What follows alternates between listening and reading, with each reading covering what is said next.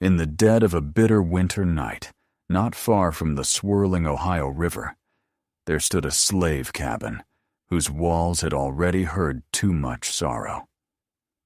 Moonlight, when it showed itself, shimmered off the white mist that clung to the frozen fields of Kentucky. In the distance, a faint lament seemed to wind along the cold breeze, as if the land itself were weeping for what had happened here. For miles around, silence reigned. The wide river lay calm under the stars, reflecting nothing but emptiness. Across the fields, the tall white columns of the main house gleamed faintly in the moonlight. Inside, fine china clinked at dinner, and servants dozed by hearths, a world of warmth and laughter. Yet just half a mile away, a different family shivered in terror. The world seemed cruelly split in two that night. Before we continue, tell us where you're watching from, and if this is your first time on our channel. And don't forget to subscribe for more stories that history left behind. Margaret Garner sat on a narrow wooden bench by the fireplace, hoping, for a moment, to forget the chains that hung on the hook by the door. A tattered quilt lay across her knees, its faded patches stitched together with stories of home and survival. The flames crackled softly, but its warmth reached only her lap. Outside, the plantation lay silent. The other slaves were asleep or huddled around their small fires, trying to dream away the ache of another day in bondage. Somewhere, a distant horse snorted in its stall, and for an instant, Margaret almost felt like she was any ordinary tired mother, until the truth of her reality came flooding back. For years, Margaret had clung to one thing: hope. But tonight, hope felt fragile, flickering with each cold breath.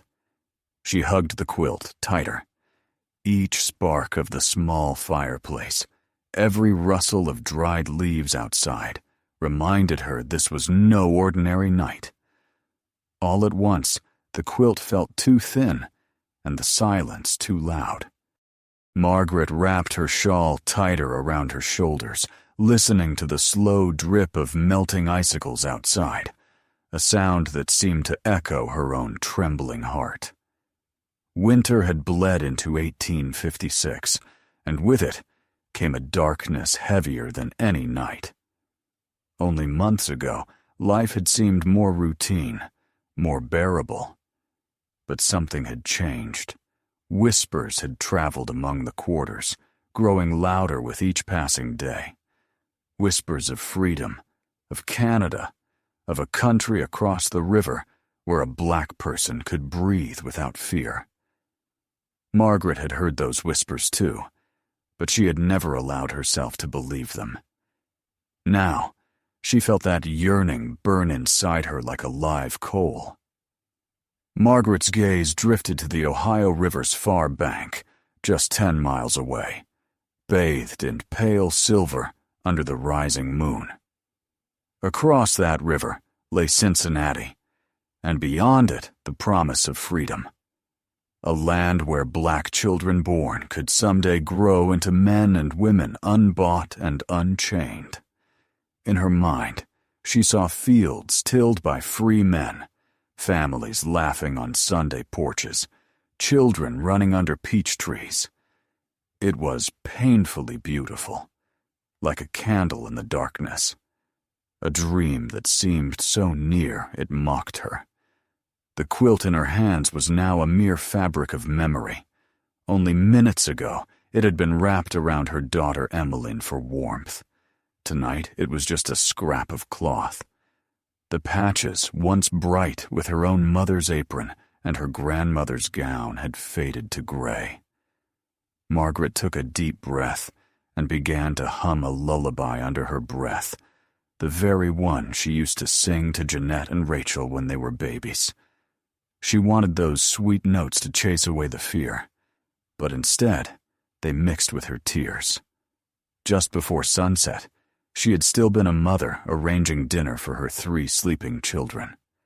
Her husband Samuel had left early to stoke the forge for tomorrow, promising to bring firewood for the hearth. The girls, Jeanette, barely 18 months old with a wild mop of dark curls, and Rachel, a bright-eyed 5-year-old, both cradled small dolls of corn husks, lay sleeping undisturbed in a corner. Even baby Emmeline, not yet 1-year-old, slept peacefully in Margaret's arms. For a moment, as she sang quietly, Margaret let herself imagine a different future. Perhaps one where they all woke each morning to the smell of fresh bread and free sunshine. But it was a dangerous daydream. A sudden knock on the door sent a shock through Margaret's chest. It was soft, but urgent. She jumped as if jolted by lightning. She turned toward the sound. Samuel knocked again, quietly. "Margaret," came his voice from the other side, urgent and low. "It's time. Keep the babies quiet. We go now." Margaret's breath caught in her throat. She had known this moment would come ever since the rumors of escape routes had reached them. Every fiber of her being felt the tug of fear and hope. She glanced back at her sleeping daughters one final time. The moment wavered like frost on a window pane. If only she could have lingered a second longer to memorize those innocent faces. But Samuel's eyes told her there wasn't turning back now. Her husband stood strong, even as he trembled inside. She nodded once, swallowing hard. The last remnants of time were gone. "This is for them," she whispered to herself, clutching Emmeline close and folding the quilt into a bundle with trembling hands. Her voice cracked on those words, but there was steel beneath her fear. A single tear escaped as she kissed Emmeline's forehead and murmured, "Mama will be back, I promise." It was a promise she no longer knew if she could keep. Outside, a hush had fallen. The moon swam behind clouds as Samuel appeared in the doorway, carrying a heavy burlap sack over his shoulder. Inside that sack were a few meager supplies: a piece of corn pone, a chunk of dried meat, a cup of water, and the iron skillet Samuel had taken from the kitchen. He paused at the threshold, taking one final look back at the cabin they would soon abandon. Rows of slave quarters lay dark beyond them, and miles beyond, the big white house of Mr. Gaines sat silent and shrouded. Then Samuel closed the door behind him and stepped into the night. The night wrapped them in darkness as they crept from the cabin. Each step was slow and calculated. Rachel sat up, rubbing her eyes. "Mama," she whispered, blinking at the sudden chill and strange hush. Margaret forced a calm smile and said quietly, "Soon, darling. Just a walk." Jeanette, barely awake, reached out her hand, and Margaret stroked her hair. "Shh, we must be very quiet now," she said softly. The older girls, familiar with the plan, followed silently. Margaret held Emmeline close, edging them toward the grove of oak trees beyond the quarters. Every small rustle in the underbrush made her heartbeat leap. Far ahead, the glow of lamps by the overseer's cabin moved in a pattern. Dogs barked softly in their sleep. Each freeze of the night had Margaret tensing her muscles, clutching Emmeline, but Samuel moved steadily, guiding them forward. They had come this far. There would be no turning back now. The final barrier between despair and hope was just ahead: the Ohio River. In the milky moonlight, its surface was as smooth as glass, stretching endlessly to that free land beyond. Samuel led them to a narrow clearing at the water's edge. There, hidden under brush and burlap, lay a small rowboat. Its wood creaked softly in the breeze. Margaret helped the children into the boat first, one by one. Emmeline, yawning in the night, settled into the cradle of Margaret's arms. As Margaret climbed aboard last, the familiar shore began to drift away. Samuel took up the oars. The cold water sprayed their faces as he rowed, pushing the boat silently into the current. Each dip of the oar echoed like a drum in Margaret's chest. The land of Kentucky receded behind them, and the distant lights of Cincinnati, the city of the free, winked on the far shore. The children huddled together under Margaret's shawl. Emmeline nestled against Margaret's warm breast, still half asleep. Margaret held the quilt tight, as if she could somehow carry its pieces of home across the river with her. With every stroke, their chances of freedom grew fainter, and yet somehow closer, in that surreal crossing of darkness. At last they landed on Ohio soil. The night air was damp and cold, but solid under their feet. Margaret stretched her cramped legs and took a deep breath of freedom-touched air. The girls blinked at the new world around them, a strange place without picket fences or overseers. "We're okay now," Samuel whispered, exhaling heavily. He dusted off his pants and glanced around for danger. "Our friend Lydia should be waiting. We have to move quickly." Lydia was a short, wiry, free black woman who had agreed to shelter them. But first, she had to keep them out of sight until morning. Margaret allowed herself a fleeting smile as they stepped away from the boat. For a precious instant, the weight on her shoulders lifted. They had crossed the river.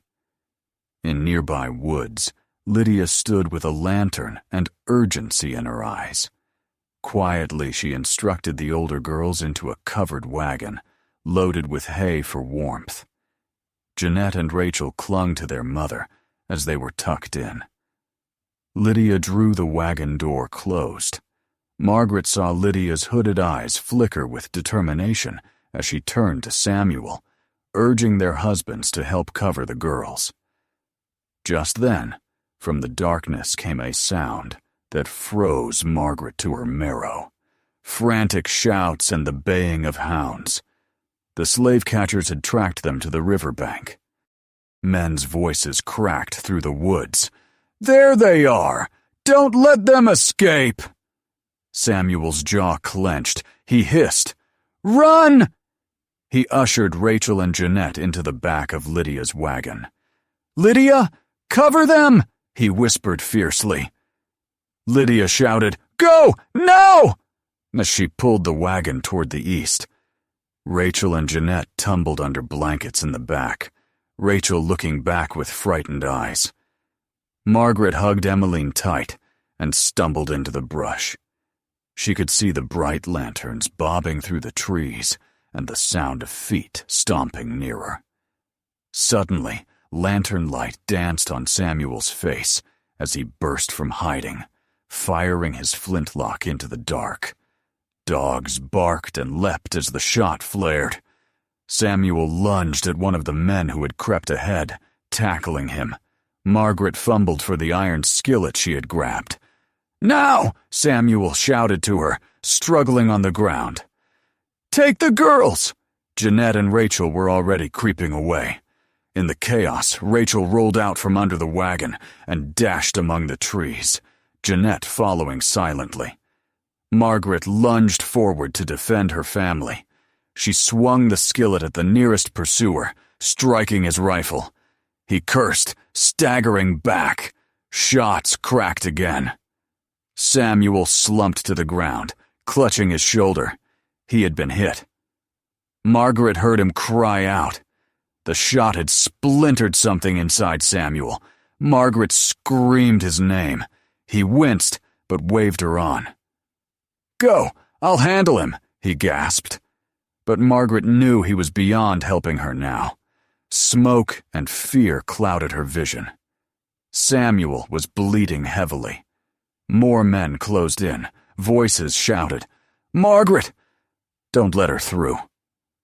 Outside the chaos, the river gently lapped at the shore, indifferent. Margaret clutched Emmeline even tighter. The world had narrowed to this one desperate choice. She rocked the baby in her arms and whispered, "You are my world. I won't let them take you." Drawing a deep, trembling breath, she steeled herself. The men's boots crunched closer. One of them barked sharply, "Drop the girl now." But Margaret's eyes stayed on Emmeline's sleeping face. In that instant, everything changed. With the uncanny calmness of a hunted mother, Margaret pressed her lips to the baby's forehead and drove the small knife down. Emmeline let out a soft cry and then was still. Margaret's knees gave out. The tiny body in her arms went limp and cold. The earth spun, and Margaret collapsed beside her, the iron skillet rolling away into the leaves. She clutched Emmeline's lifeless form to her chest, wailing a muffled, broken song. Around her, the hounds paused mid-lunge, and the men froze, horrified. In the stillness, Margaret could only rock back and forth with her child, whispering prayers that no one could hear. Sheriff Patrick Lambert and his deputies finally came bursting through the trees. They knelt and gently lifted the baby from Margaret's arms. Emmeline was gone. Lambert's voice was low and heavy. "She's done. The child is at peace now." His words hung in the air. Margaret sat on the frozen ground, tears streaking down her face, numb with both grief and relief. She was quickly turned toward Sam, who was groaning and cradling his bloody shoulder. The constables cut away Samuel's shirt and carried him off. One deputy helped Margaret to her feet. She followed like a ghost in the snow, still holding the quilt bundle, the only remnant of Emmeline's warmth. By dawn, the news of the tragedy had spread. A handful of neighboring slaves, having escaped earlier, whispered the tale in huddled cabins. On the Ohio side, a stunned crowd gathered at the clearing where the murder took place. Whispers turned to astonished murmurs. "That's the fugitive slave who—" In Cincinnati, newspapers screamed the headline, "Mother of slave family. Slain on night river crossing. Margaret Garner confesses to protecting her child." Abolitionist pamphlets argued she was a martyr. Slave state editors howled that this proved the dangerous, unthinking nature of runaways. The entire morning sat heavy with questions no one could answer. Margaret was marched under heavy guard to the Cincinnati jail. She was weak and shaking, but she walked upright as they paraded her through the streets. Curious faces peered from windows as she passed. By midday, she was pushed into a small cell with nothing but an iron cot and a thin blanket. They hung the blood-stained quilt on her wall, its comfort turned obscene, now a reminder of all she had lost. Margaret curled into a ball on the straw mattress and wept, inconsolable. Outside her cell, lawyers and officials argued fiercely. Gaines had not arrived yet, but word was sent. She must be returned to Kentucky immediately. That night, Harriet Beecher Stowe herself braved the crowds to reach the jail. She pushed through a throng of reporters and came face to face with Margaret. The young woman lifted haunted eyes at Stowe's silhouette. Stowe entered quietly, sitting on the cold floor beside her. Margaret said nothing at first. Finally, Stowe gently asked, "Why, Margaret? Tell me why." Margaret's voice wavered. I did it so they would never be slaves." She showed Stowe Emmeline's baby clothes, now soaked in snow and blood. "Mama will be back," she kept whispering from the night before. Stowe held her hand, tears in her own eyes, and said, "You loved them with everything. No one can call that shameful." Over the following weeks, Margaret sat in that cell mostly in silence. Each morning, newspaper boys shouted about her case in the market squares. "Maggie Garner's fate in Congress today." Even children in schools learned the name and shuddered. Lecturers in northern cities cited her as an example. Amos Bronson Alcott warned that a people who enslave mothers ought not be surprised when those mothers fight back. In the smoky halls of Congress, fiery debates cited Margaret as moral proof. Could any laws claim to be moral if they drove a mother to murder her own baby? Echoed abolitionist senators. Southerners grumbled that if the Yankees would excuse such horror, they were enemies of civilization. It became impossible to ignore what had happened on the Ohio riverbank. But in Cincinnati, the law was clear. Margaret was a fugitive slave. By the Fugitive Slave Act, she was technically property of her owner, John P. Gaines of Kentucky. A committee of judges and marshals ruled that she must be returned to Kentucky to face the charges of murder and illegal escape. Ohio politicians howled in protest, but federal law prevailed. Nothing could prevent her extradition.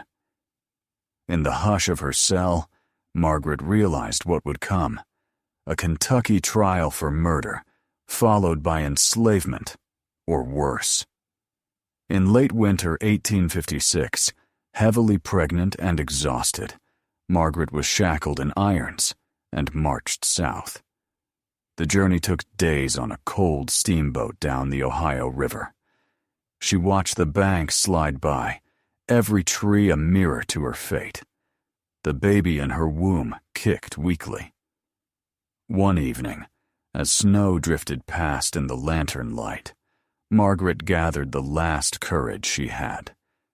She carried a small jar of arsenic salt hidden in her shawl, poison she had stolen long ago. In a quiet cabin below deck, she mixed it into her soup. Then, with her trembling hands, she lifted the bowl and drank. Violently ill, Margaret collapsed in pain. Crews and guards rushed to her, dumping water into her mouth. But she held on to consciousness long enough to think one final time of her daughters. Her vision blurred, as if the river's ghostly morning haze had come to collect her. In her mind's eye appeared Jeanette and Rachel, running and playing safely on a golden field.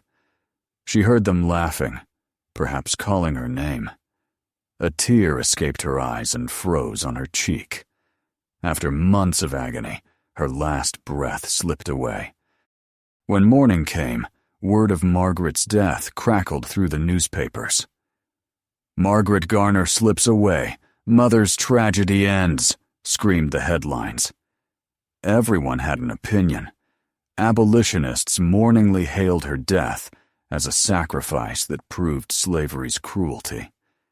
In Pittsburgh, salons, and Boston churches, they raised portraits of her as a martyr, pressing Congress to act. Slave state papers grimly noted the death. One editor merely wrote, "Fugitive mother bids the world farewell."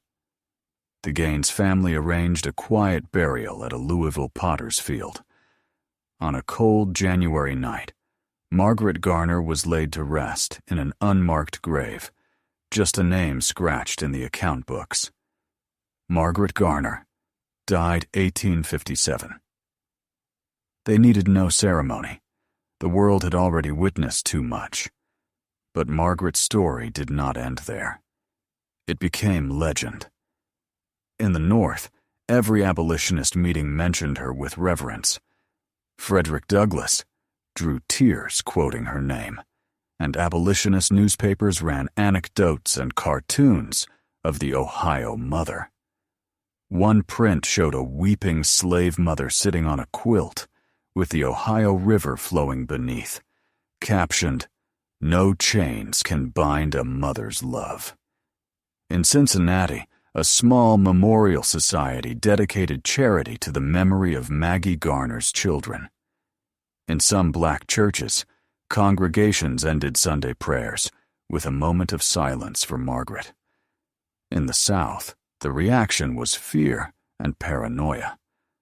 Plantation owners instructed overseers to watch every slave's children closely, citing Maggie Garner as justification.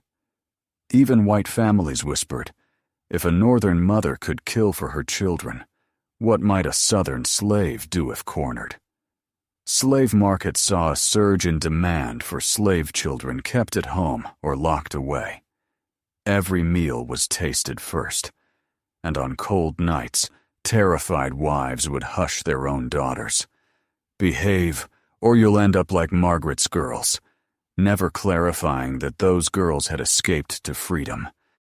Across families and communities, a strange dual legacy grew. For white Southerners, Margaret Garner was a bogeyman, a prime example of what can happen if slaves are not subjugated tightly. Parents would tell children never to question, or the ghost of Mrs. Gaines's baby would come. For enslaved people and free abolitionists, she was a martyr and hero, proof that even in chains, one's spirit could fight. Folk songs quietly arose in black neighborhoods about a mama of the motherless, whose children laugh under heaven's sun. What became of Jeanette and Rachel Garner, the two daughters who escaped? They grew up far from Kentucky in Ohio's black communities. Jeanette married a freedman and ran a small sewing shop in Cincinnati. Rachel found work at a schoolhouse in Dayton.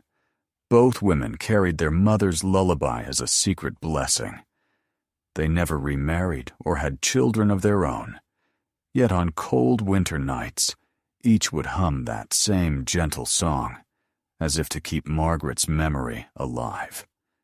They seldom spoke of her in public, but whenever a new runaway crossed into Ohio, they quietly asked if the river was still safe, and never forgot how they had gotten there. Even the landscape remembered. Locals along the Ohio River tell of a woman's voice on misty nights. It's just the wind, one fisherman might say, as a distant chorus of soft singing drifts across the frosty water. Others swear they hear a mother's lullaby, barely on the edge of hearing, carried by the river breeze. In the Kentucky woods near the old Gaines plantation, an old slave folk story says that if you're very quiet, you might glimpse a figure on the riverbank, a woman in a faded bonnet, humming softly to herself. They say it's Margaret Garner's spirit, walking free at last. If this story touched something inside you, share it with someone who needs to remember this chapter of history. Don't forget to like this video and subscribe for more haunting tales from the forgotten corners of our past.